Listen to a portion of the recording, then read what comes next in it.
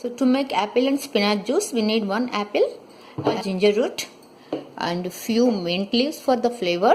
Here I got few mint leaves for the flavor, and here I got 2 cups of approximately baby spinach. So let's get started. First we have to peel off the apple and cut into the pieces.